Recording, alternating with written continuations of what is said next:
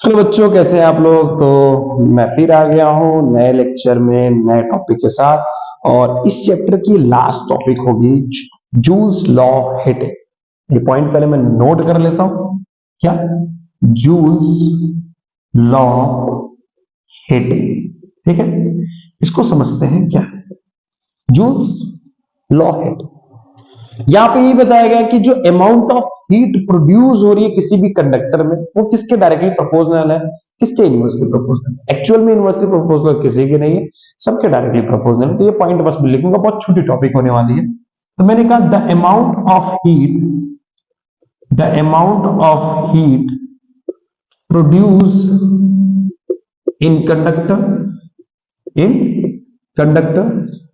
Is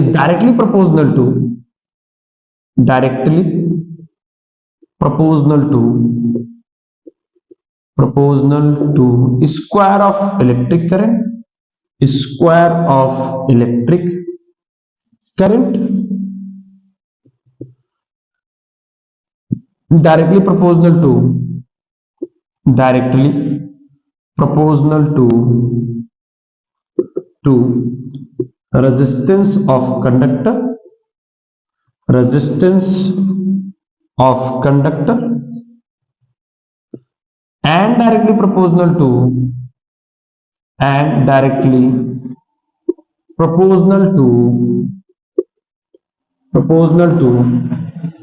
time in which electric current flow through it। तो ये इसकी डिफिनीशन है, मतलब जूल्स लॉ। ये जूल्स लॉ कहता है कि जो आपका हीट होगा, जो अमाउंट ऑफ हीट होगा, वो डायरेक्टली प्रोपोर्शनल होगा square of current, directly proportional होगा resistance of conductor, directly proportional होगा किसके, टाइम टी के।